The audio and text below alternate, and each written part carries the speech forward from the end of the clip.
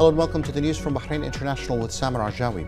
The representative of His Majesty the King for Humanitarian Works and Youth Affairs, His Highness Sheikh Nasser bin Hamad Al Khalifa, received the former Chancellor of Austria and former Prime Minister, Mr. Sebastian Kurz, accompanied by Mr. Rainer Seal. At the beginning of the meeting, His Highness Sheikh Nasser bin Hamad Al Khalifa welcomed the former Chancellor of Austria and the former Prime Minister, praising his efforts in strengthening the relations between the Kingdom of Bahrain and Austria in various fields, stressing that the relations between the two countries contributed to achieving more bilateral achievements between the two nations. The former Chancellor of Austria and former Prime Minister expressed his deep appreciation for the great role of the Kingdom of Bahrain under the leadership of His Majesty King Hamad bin Isa Al Khalifa in developing the distinguished bilateral relations and strengthening the framework of mutual cooperation between the two countries. During the meeting, they discussed issues of common concern. Under the patronage and in the presence of the President of the Royal Equestrian and Endurance Federation, His Highness Sheikh Isa bin Abdullah Al Khalifa, the 8th edition of the late His Highness Sheikh Faisal bin Hamad Al Khalifa Arabian Horses Show Local Produce was launched, organized by the Arabian Horse Organization. His Highness expressed thanks and appreciation to the representative of His Majesty the King for Humanitarian Work and Youth Affairs, Honorary President of the Royal Equestrian and Endurance Federation, His Highness Sheikh Nasser bin Hamad Al Khalifa, for his continuous support for equestrian sports. His Highness noted that the support contributes to achieving the goals set by the Federation through organizing various tournaments and programs to further develop the endurance sport. He also praised the keenness of the First Deputy Chairman of the Supreme Council for Youth and Sport, Chairman of the General Sports Authority and President of Bahrain Olympic Committee, His Highness Sheikh Khalid bin Hamad Al Khalifa, to support the championships organized by the Federation. His Highness noted the importance of the show, pointing out the great interest accorded to it by the Federation, for it commemorates the late His Highness Sheikh Faisal bin Hamad Al Khalifa and aims to highlight the outstanding talents in the Arabian Horses Beauty Competition. The first place winners in all categories were crowned.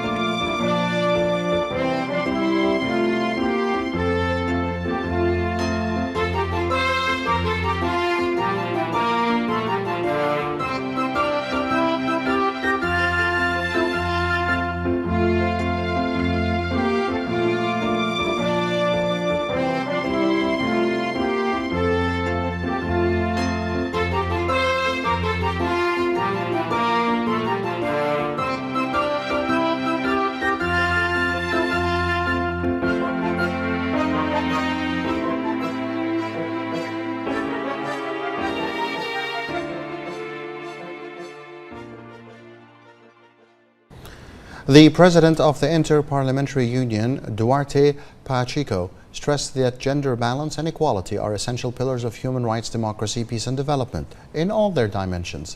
In this regard, he highlighted the progress made by Bahrain in this field, which is reflected in the growing number of female members of parliament. He expressed the IPU's keenness to encourage gender equality and the exchange of the best practices among parliaments. He asserted that Bahrain's experience in the field of governance of gender balance applications and the launch of supportive executive tools has proven its usefulness, noting that the experience has contributed to increasing Bahraini women's participation in the national development process and therefore can be considered as a model to be emulated at global level. He welcomed the launch of the Parliamentary Handbook for Mainstreaming Women's Needs, which will support the ongoing efforts to achieve gender balance in Bahrain and abroad. In a press statement, the IPU president indicated that the kingdom has been able to build an integrated model to consolidate and develop the institutional structure to ensure the sustainability of gender balance and equality. The Kingdom of Bahrain and the independent state of Samoa signed a joint statement on the establishment of diplomatic relations between the two countries, based on their mutual desire to develop peaceful and cooperation relations of friendship between them in the political, economic, trade, cultural and other areas of common interest, according to the principles of the Charter of the United Nations and the provisions of the Vienna Convention on Diplomatic Relations of 1961. A statement was signed at the premises of the Permanent Mission of the Kingdom of Bahrain to the United Nations by Bahrain's Permanent Representative to the UN in New York and the Permanent Representative of the Independent State of Samoa to the UN. The Kingdom of Bahrain has joined the world in marking the World Day for Safety and Health at Work, celebrated globally on April the 28th. The International Day aims to promote health and safety awareness in the work environment by preventing diseases and injuries. It also aims to spread the importance of occupational safety and health management to enhance productivity and safety in the workplace.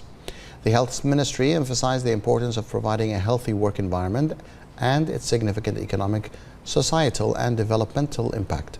The Ministry also stressed the importance of collaborating with local authorities and companies in implementing the Health Workspace project. The project focuses on improving workers' health and safety, as well as the social and psychological work environment, to raise the health awareness in the public and private sector. The project promotes a healthy lifestyle by improving diet and physical activity, and encourages individuals to quit smoking, and sheds light on the importance of mental health in the workplace. Dr. Mohammed Ghassan Sheikho presented his credentials to Chinese President Xi Jinping as Ambassador Plenipotentiary Extraordinary of the Kingdom of Bahrain to the People's Republic of China. Ambassador Dr. Sheikho conveyed greetings from His Majesty the King and His Royal Highness the Crown Prince and Prime Minister, stressing Bahrain's keenness on furthering bilateral relations. Chinese President Xi Jinping also extended greetings to His Majesty the King and His Royal Highness the Crown Prince and Prime Minister, wishing Bahrain further progress and prosperity. The annual report of the Central Bank of Bahrain for the year 2022 has revealed that the total number of workers in the financial sector reached 14,127 workers, and that the total number of licensed institutions in the Kingdom of Bahrain reached 364.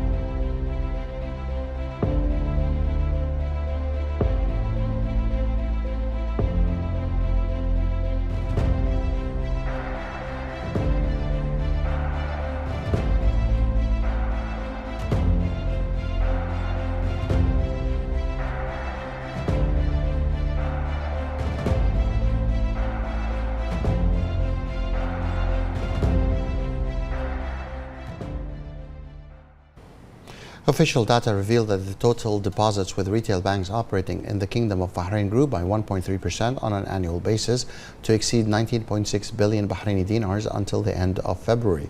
Bankers say that the banking sectors such as banks, insurance companies and financial intermediaries has achieved positive gains in profitability due to the high interest rates on loans, deposits and investments in bonds. The Central Bank of Bahrain decided at the end of last March to raise the basic interest rate on 1 week and 1 night deposits, and the interest rate imposed by the Central Bank on retail banks' rate for lending facilities was kept unchanged at 6.7%.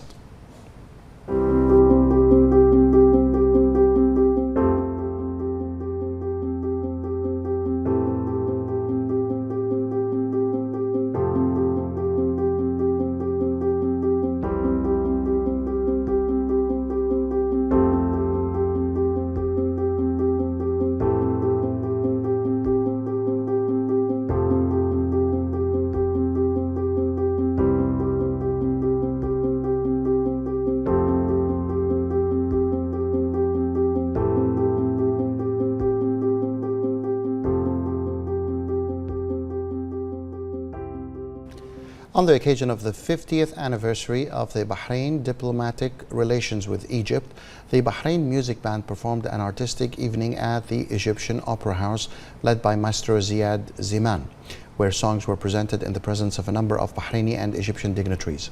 During the evening held on the sideline of the Kingdom of Bahrain's declaration from Cairo, Taqi al-Bahrain was honored as the first Bahrain ambassador to Egypt, who praised the historical relations between the two countries, reviewing the beginning of the diplomatic relations between the two countries and the two brotherly people, and its progress in light of the continued support from His Majesty King Hamad bin Isa Al Khalifa and Egypt's President Abdel Fattah al-Sisi.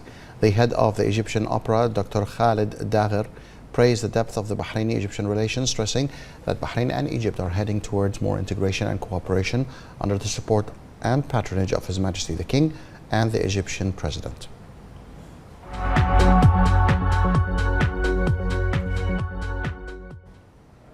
Residents in Sudan reported hearing violent explosions and gunfire in parts of the capital Khartoum and its twin city of Durman, despite the extension of the fragile ceasefire between the military and the rapid support forces.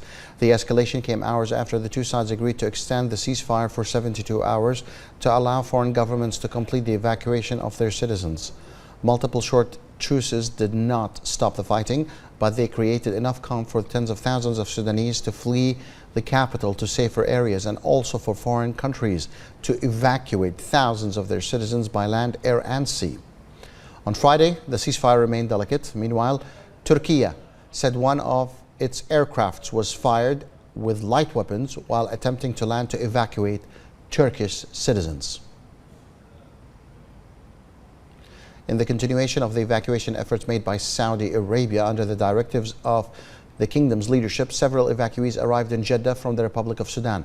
195 people of several nationalities were evacuated. They were transported through frigate HMS Mecca, where the kingdom has worked to provide all the necessary needs in preparation for facilitating their departure to their countries. This brings the total number of evacuees from Sudan since the evacuation began to approximately 2,991 persons, 119 Saudi citizens and 2,872 individuals from 80 countries. Saudi Arabia's continuous evacuation efforts have not been limited to ship but air as well, helping individuals, diplomats and officials from all over the world. Egypt's Foreign Minister Sameh Shoukry affirmed that Egypt does not believe in any military solution to the crisis in Sudan. In a phone call with the UK Secretary of State for Foreign, Commonwealth and Development Affairs, Mr. James Cleverly. During the phone call, Foreign Minister Shoukry and Cleverly agreed to cooperate to preserve Sudan's state institutions and to support international efforts to extend the truce and foster dialogue between the warring parties in Sudan. Mr. Cleverly expressed his appreciation for Egypt's help in evacuating British citizens from Sudan, saying he looks forward to Egypt continuing its efforts to evacuate the remaining citizens.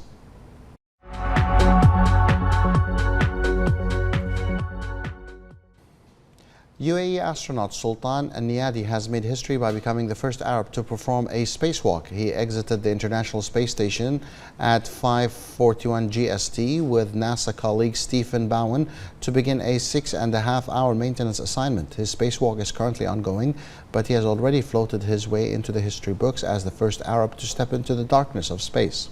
Dr. Al-Niyadi and Mr. Bowen will be carrying out numerous tasks during their time outside the International Space Station.